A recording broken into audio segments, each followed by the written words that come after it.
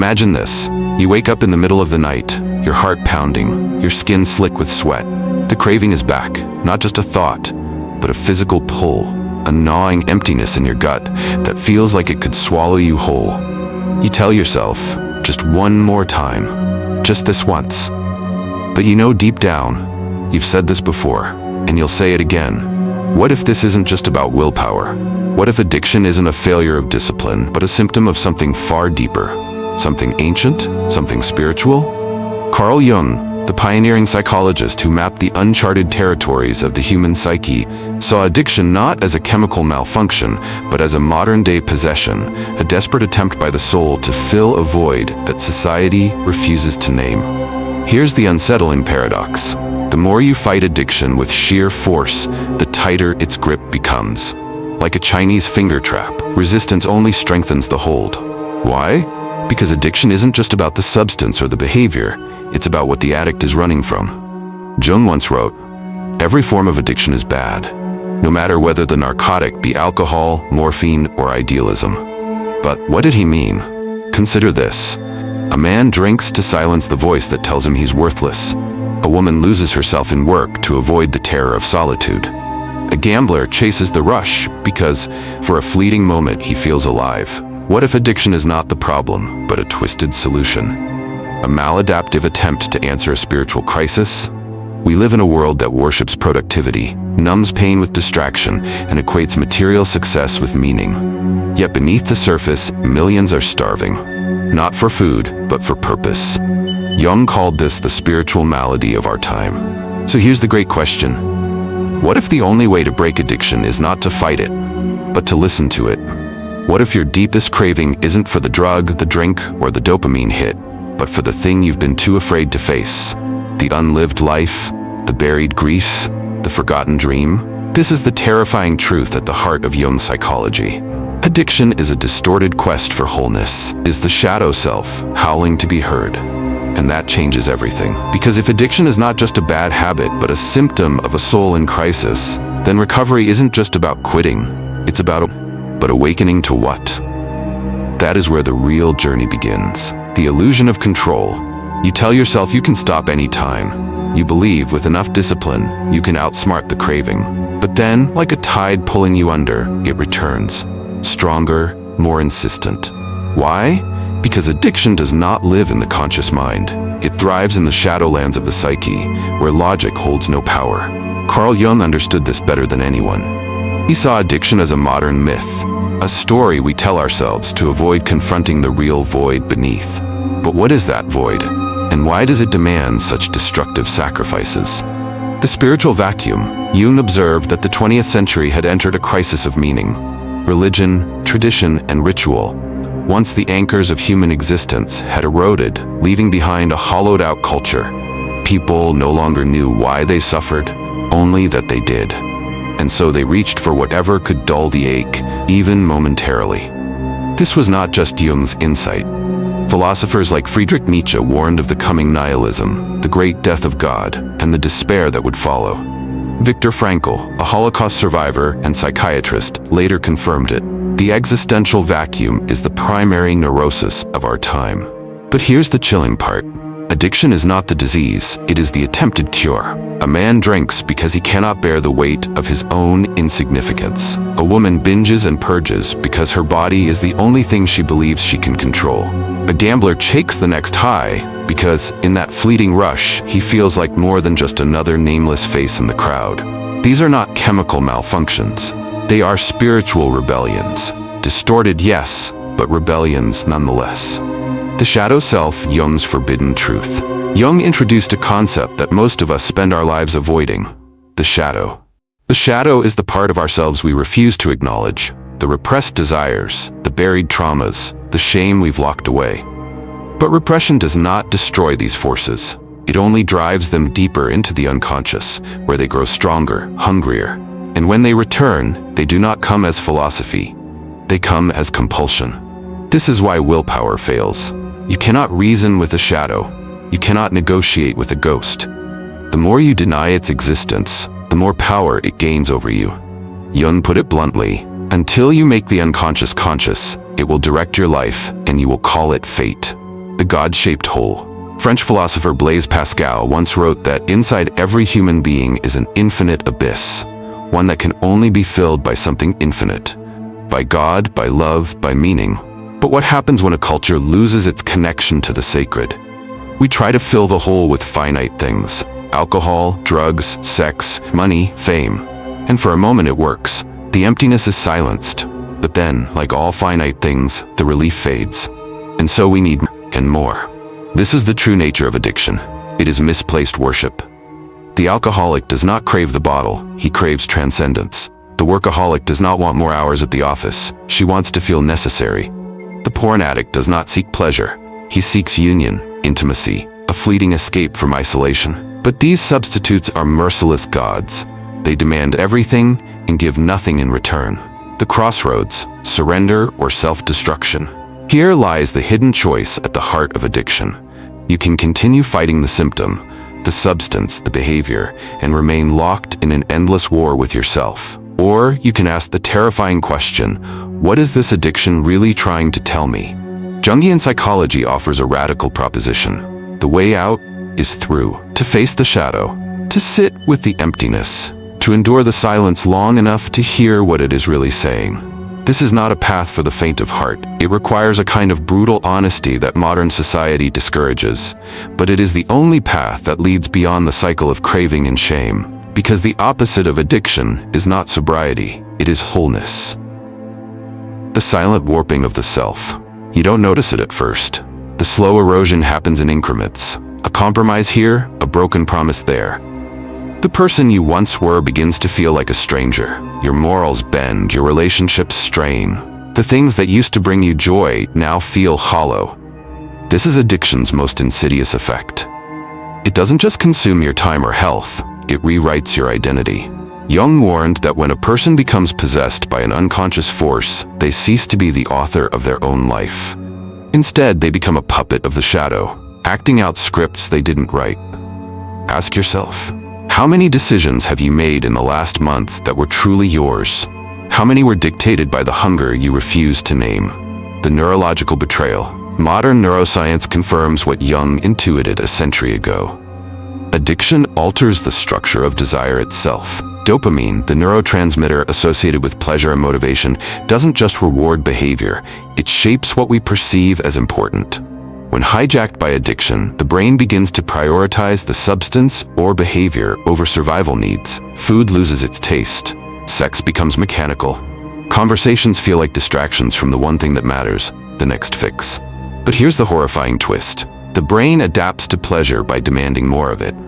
This is called hedonic adaptation, the same process that makes millionaires crave greater wealth, that makes lovers grow bored of each other. In the context of addiction, it creates an endless treadmill where satisfaction is always one step ahead. French philosopher Jean-Paul Sartre saw this dynamic as the essence of human suffering. Man is condemned to be free, because once thrown into the world, he is responsible for everything he does, and yet he is forever trying to escape this responsibility. Addiction is the ultimate escape, from freedom, from self, from the unbearable weight of being. The social mirror, how culture enables the illusion. We like to believe addiction is a personal failing, but look closer and you'll see society's fingerprints all over it. Consumer capitalism thrives on manufactured dissatisfaction, always selling the next thing that will complete you. Digital platforms optimize for addiction, using variable rewards to keep you scrolling. Pharmaceutical solutions promise to fix the symptoms while ignoring the root cause. We live in what Aldous Huxley predicted in Brave New World. Not a society that forbids pleasure, but one that drowns us in it until we can't imagine anything else. The most dangerous consequence? We've pathologized the search for meaning itself. When someone turns to drugs to feel alive, we call it a disorder. When someone works 80 hours a week to avoid their emptiness, we call it ambition. When someone becomes obsessed with spiritual bypassing, we call it enlightenment. The common thread? Avoidance of the human condition. The fork in the road. This brings us to the critical realization. Addiction isn't ruining your life. It's showing you what your life has become. Every relapse is a message. Every craving is a question. Every moment of withdrawal is your soul screaming, there must be more than this. The great tragedy is that most people never decode the message. They either 1. Destroy themselves trying to silence it, or 2. Spend their lives negotiating with it. I'll just moderate this time. But there is a third way. The paradox of surrender. Conventional wisdom says fighting addiction requires more control, more discipline, more white-knuckled resistance. Jungian psychology says the opposite. True liberation begins when you stop fighting. This is the first rebellion against the very idea that willpower alone can save you. Because willpower is a finite resource and addiction is an infinite opponent. You cannot starve a shadow by ignoring it. You must bring it into the light. Consider the alcoholic who hits rock bottom. In that moment of absolute defeat, when all strategies have failed, when pride has crumbled, something unexpected happens. The compulsion loses its power. Why? Because the ego has surrendered. The illusion of control has shattered. And in that rupture, something else emerges. The authentic self, raw and unarmored. This is what 12-step programs call the first step, admitting powerlessness. Not as resignation, but as revelation. The moment you stop pretending you have all the answers is the moment real transformation becomes possible. The shadow integration process, Jung's prescription, was radical. One does not become enlightened by imagining figures of light, but by making the darkness conscious. This means, 1. Mapping your personal mythology. What childhood wounds created your hunger for escape? What forbidden desires have you exiled to your unconscious? What ancestral patterns are you repeating without realizing it? 2. Dialoguing with the addiction. Instead of saying, I need to quit, ask, what are you trying to protect me from? Keep a journal where the addiction speaks in first person. I'm the part of you that believes. 3. Finding the sacred substitute. Every addiction mimics some sacred impulse. Alcohol mimics communion, porn mimics eros, workaholism mimics purpose. The healing question: what ancient human need is this cheapening? The alchemy of suffering. Viktor Frankl survived Auschwitz by discovering, when we are no longer able to change a situation, we are challenged to change ourselves. This is the alchemical secret, turning pain into fuel for evolution. The insomnia of withdrawal becomes time for meditation. The shaky hands of detox become hands that create art. The hollow ache becomes space for something new to enter. Nietzsche's maxim applies here. He who has a why to live can bear almost any how. But this why cannot be borrowed. It must be excavated from your own depths. Ritual as rebellion. Modern life has stripped away rites of passage, those ceremonial deaths and rebirths that ancient cultures used to mark transformations. Without them, we get stuck in perpetual adolescence. Create your own rituals. A sobriety ceremony. Burn a letter to your former self at dawn. Plant seeds where you once kept your stash. Daily symbolic acts. Light a candle instead of reaching for your phone. Pour your first drink of the day into the earth as an offering. These seem like small gestures, but they reprogram the unconscious by speaking its symbolic language. The counterintuitive truth about cravings. When a craving strikes, try this experiment. 1. Set a timer for 15 minutes. 2. Sit completely still. 3. Observe the sensation as if studying a strange animal. 4. Ask, where in my body do I feel this? What color, shape, texture would it have? You'll discover something revolutionary. A craving is just energy with nowhere to go. It's not a command you must obey. It's a wave that will crest and fall if you stop resisting it.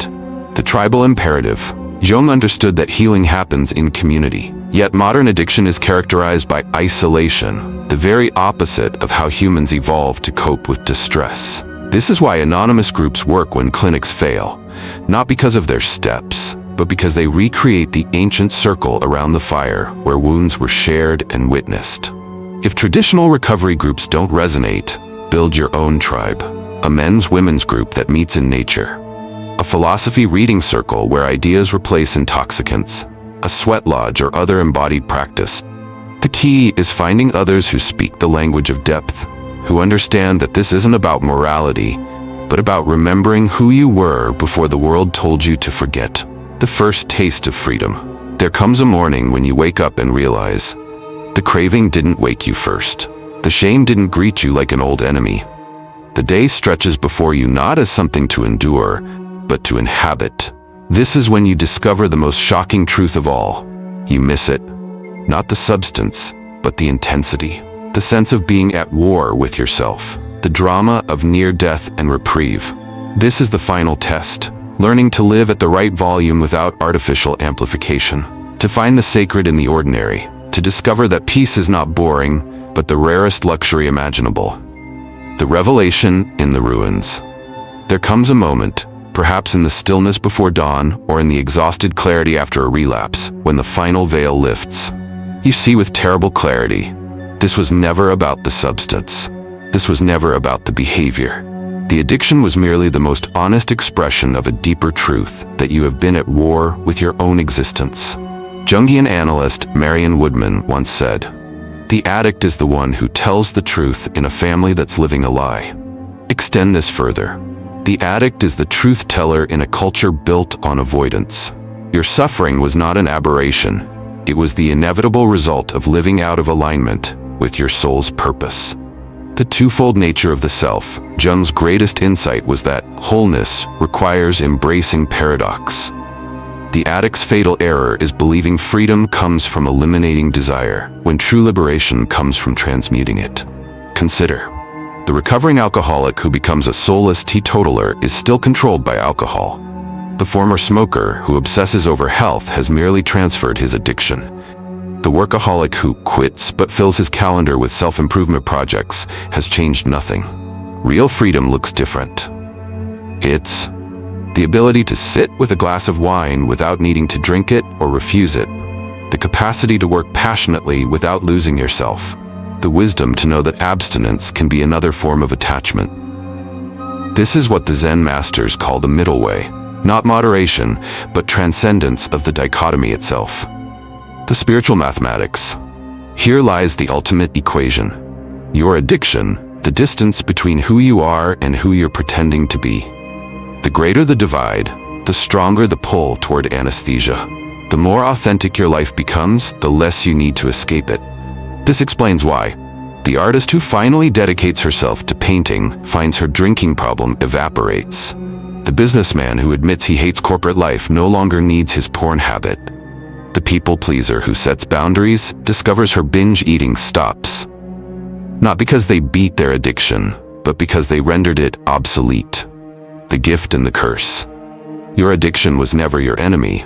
It was a relentless truth teller, a divine messenger in destructive form. The part of you that refused to let you settle for a half-life. In this light, recovery isn't about returning to some pre-addiction state. That person was already fractured. True healing means becoming someone entirely new, someone the old you couldn't have imagined. The Japanese art of kintsugi provides the perfect metaphor. Broken pottery repaired with gold lacquer becomes more beautiful than the original. Your cracks remain visible, not as flaws but as evidence of transformation. The final choice. Now you stand at the threshold. Two paths remain. One, the well-trodden path. Continue treating symptoms. Keep negotiating with your shadow. Stay in the cycle of resistance and relapse. 2. The road less traveled. Accept that your addiction was smarter than your ego. Let it guide you to your unlived life. Dare to want what you really want. This isn't about willpower anymore. It's about surrender to a higher intelligence, the same one that spoke through your cravings. The last illusion to release. The greatest trick addiction ever played was convincing you that wholeness lies somewhere in the future. After one more detox, one more program, one more year of sobriety. But here's the secret. You're already whole. The fragmentation was always an illusion. The parts of you that seemed monstrous were just disowned aspects of your completeness. The cravings were love letters from your deepest self, written in a code you're only now learning to read. The invitation. So today, in this moment, you get to decide. Will you keep fighting the messenger? Or will you finally listen to the message? The world doesn't need more perfect people. It needs more true people, those who've stared into their abyss and discovered it was just a well of untapped potential in disguise. Your addiction wasn't your downfall, it was your calling. The question remains, will you answer?